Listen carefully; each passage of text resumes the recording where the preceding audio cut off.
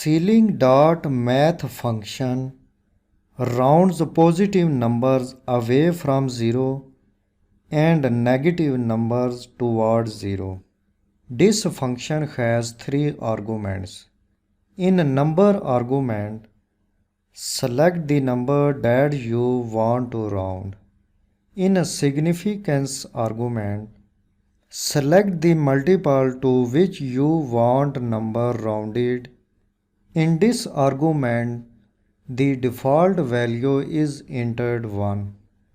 Mode argument determines whether Excel rounds negative numbers toward or away from 0.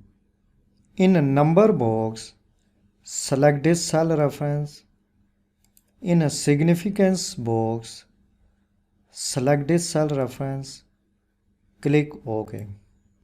CEILING.MATH function rounds this value up to integer because in significance argument I have entered 2.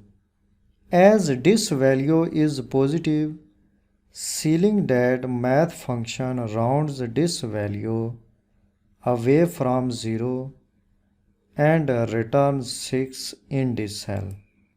Active this cell. Click CEILING.MATH function. In number box, select this cell reference. Click OK.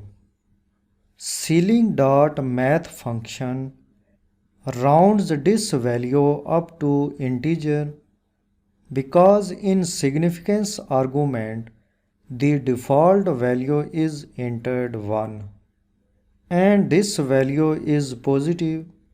CEILING.MATH function rounds this value away from 0 and returns integer in this cell. Active this cell. Click CEILING.MATH function. In number box, select this cell reference. In significance box, select this cell reference. I want to round this negative value away from 0. Add in the mod argument any non-zero value, whether it is positive or negative.